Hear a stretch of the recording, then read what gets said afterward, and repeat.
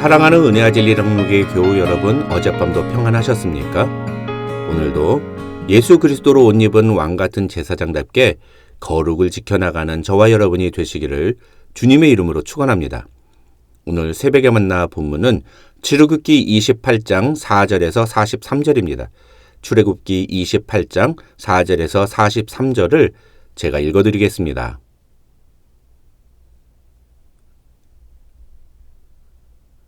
그들이 지을 옷은 이러하니 곧 흉패와 에봇과 겉옷과 반포 속옷과 관과 띠라. 그들이 네 형 아론과 그 아들들을 위하여 거룩한 옷을 지어 아론이 내게 제사장 직분을 행하게 하라.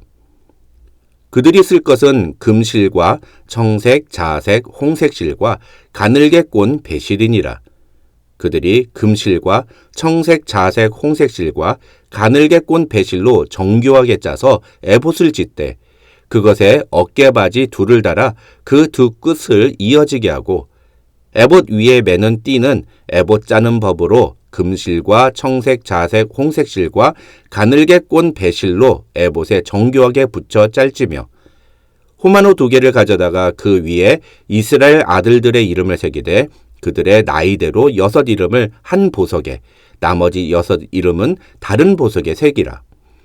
보석을 새기는 자가 도장에 새김같이 너는 이스라엘 아들들의 이름을 그 2 보석에 새겨 금테에 물리고 그 2 보석을 에봇의 2 어깨바지에 붙여 이스라엘 아들들의 기념 보석을 삼되 아론이 여호와 앞에서 그들의 이름을 그 2 어깨에 메워서 기념이 되게 할지며 너는 금으로 테를 만들고 순금으로 노끈처럼 2 사슬을 닦고 그 따은 사슬을 그 테에 달지니라.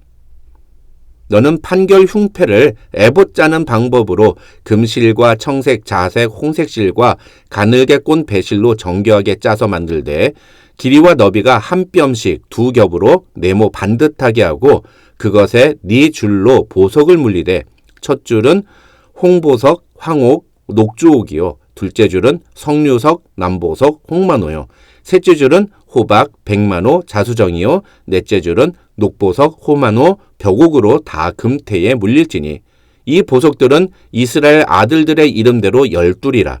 보석마다 12지파에 한 이름씩 도장을 새기는 법으로 새기고 순금으로 노끈처럼 따은 사슬을 흉패 위에 붙이고 또 금고리 2를 만들어 흉패 위 곧 2 흉패 2 끝에 그 2 고리를 달고 따은 2 금사슬로 흉패 2 끝 2 고리에 꿰어 매고 2 따은 사슬에 다른 2 끝을 에봇 앞 2 어깨바지에 금테에 매고 또 금고리 2를 만들어 흉패 아래 양쪽과 안쪽 곧 에봇에 닿은 곳에 달고 또 금고리 2를 만들어 에봇 앞 2 어깨바지 아래 매는 자리 가까운 쪽 곧 정교하게 짠 띠 위쪽에 달고 청색 끈으로 흉패 고리와 에봇 고리에 꿰어 흉패로 정교하게 짠 에봇 띠 위에 붙여 떨어지지 않게 하라.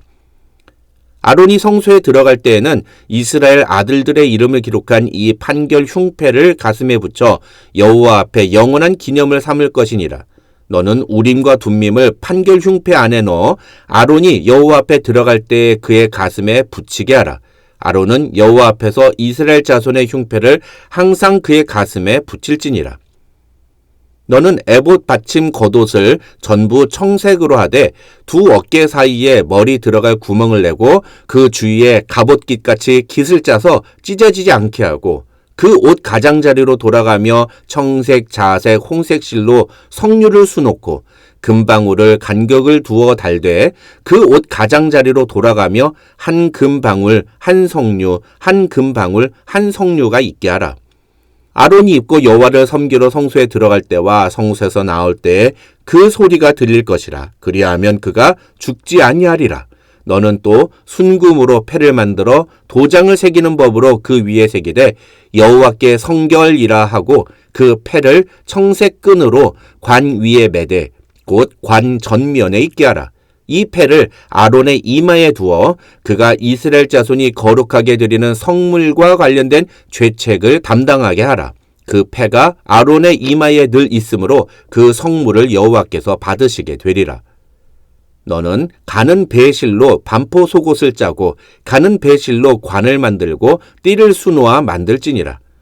너는 아론의 아들들을 위하여 속옷을 만들며 그들을 위하여 띠를 만들며 그들을 위하여 관을 만들어 영화롭고 아름답게 하되 너는 그것들로 네 형 아론과 그와 함께한 그의 아들들에게 입히고 그들에게 기름을 부어 위임하고 거룩하게 하여 그들이 제사장 직분을 내게 행하게 할지며 또 그들을 위하여 배로 속바지를 만들어 허리에서부터 두 넓적다리까지 이르게 하여 하체를 가리게 하라.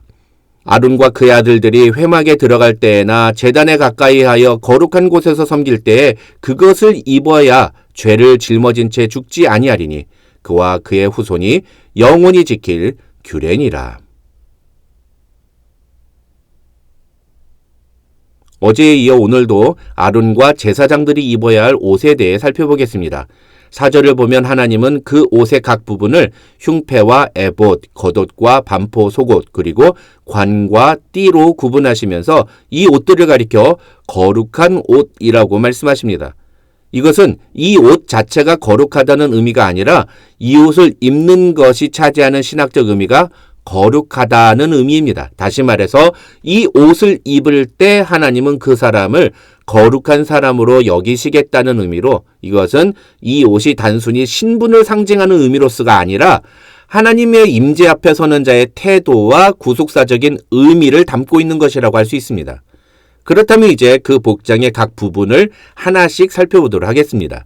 먼저 6절로 14절에서 하나님은 제사장이 입어야 할 의복들 중에 에봇에 대해 말씀하십니다. 이 에봇은 쉽게 말하면 앞치마의 일종인데 이 에봇에는 양쪽 어깨바지에 이스라엘 12아들들의 이름이 그 나이대로 새겨진 호마노 보석 2개가 각각 하나씩 붙어 있습니다. 그것은 제사장이라는 직분은 이스라엘 전체를 어깨에 짊어지고 하나님 앞에 서는 존재라는 사실을 보여주는 것입니다. 물론 대제사장과 제사장이 입는 에봇은 약간 차이가 있습니다. 가장 큰 차이는 대제사장의 에봇에는 흉패가 붙어 있었던 데 반해 일반 제사장들의 에봇에는 흉패가 없습니다. 또 대제사장의 에봇은 금이나 보석으로 장식이 되어 있지만 일반 제사장들의 에봇은 그런 장식은 없습니다. 다만 학자들은 모든 제사장들이 입는 에봇에는 이스라엘 12아들들의 이름이 새겨진 보석이 부착되어 있었는데 이것은 하나님이 자기 백성을 얼마나 보배롭게 여기시는지를 보여주는 상징적인 장치라고 설명합니다.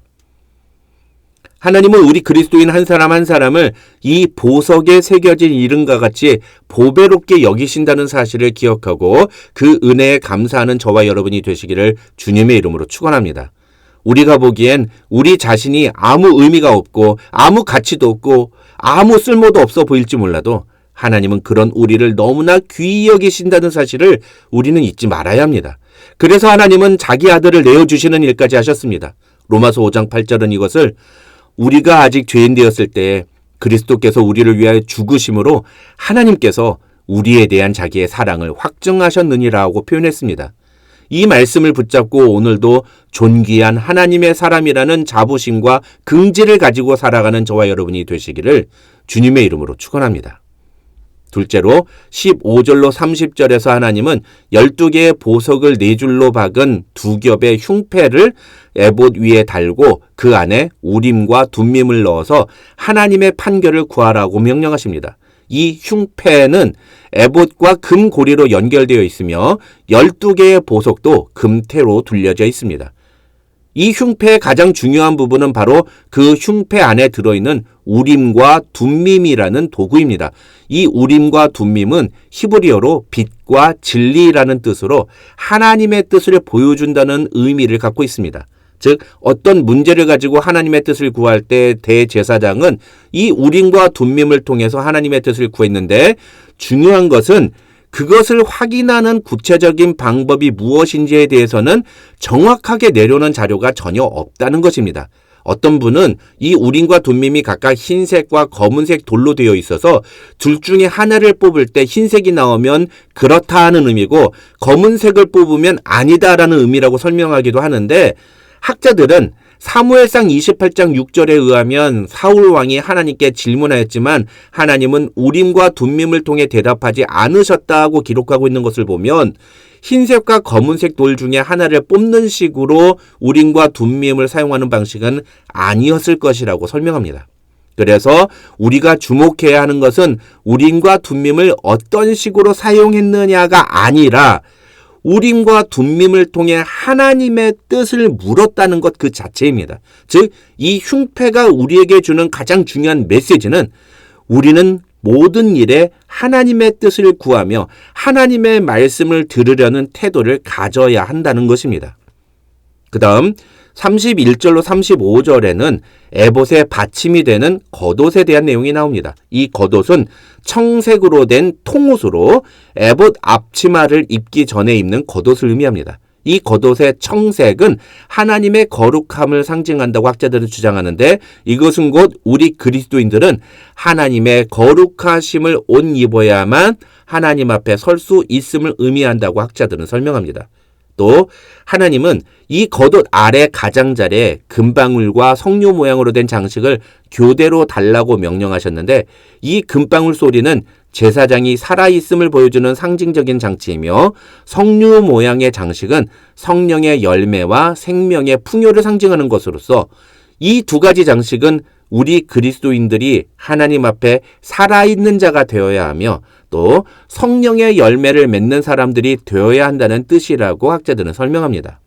그 다음 36절에서 39절에는 제사장이 쓰는 머리에 쓰는 관에 대한 내용이 나옵니다. 쉽게 말하면 제사장이 쓰는 동그란 모자인데 모자의 맨 밑부분 그러니까 이마의 위치에는 여호와께 성결이라고 쓰여진 순근 패가 붙여져야 합니다. 하나님은 이 패가 대제사장이 이스라엘 자손이 거룩하게 드리는 성물과 관련된 죄책을 담당하는 자임을 상징하는 표식이라고 말씀하십니다. 다시 말해서 대제사장이 이 관을 착용할 때 그는 이스라엘 백성의 죄를 대신 지고 하나님께 나아가는 중보자의 역할을 맡았음을 보여주는 것이라는 겁니다. 이 관과 성패는 예수 그리스도를 상징합니다. 즉 우리는 하나님 앞에 나아갈 때 예수 그리스도를 의지하고 나아가야 한다는 것입니다. 그러나 우리는 동시에 이 세상과 하나님 사이를 화목하게 하는 직분을 맡았습니다. 그래서 우리 역시 머리에 여호와께 성결이라는 패를 붙이고 이 세상을 위해 중보하는 삶을 살아야 합니다. 그것이 바로 왕같은 제사장에게 주어진 책임과 의무인 것입니다. 마지막으로 40절로 43절에는 제사장들이 입을 속옷과 띠 그리고 속바지에 대한 내용이 기록되어 있습니다. 여기서 중요한 것은 42절에 나오는 속바지인데 하나님은 제사장이 이 속바지를 입음으로 제단에서 섬길 때 그들이 하체를 가리게 하라고 말씀하시면서 이것은 곧 그들이 죄를 짊어진 채 죽지 않게 하기 위한 것이라고 말씀하십니다. 학자들은 이 속바지를 가리켜 우리의 죄를 덮어주시며 가리우시는 하나님의 은혜를 상징한다고 설명합니다. 오늘도 이 세상 속에서 왕같은 제사장으로 살아갈 때 하나님이 명령하신 여러 의복의 규례들을 지킴으로써 하나님의 영광을 드러내는 저와 여러분이 되시기를 주님의 이름으로 축원합니다.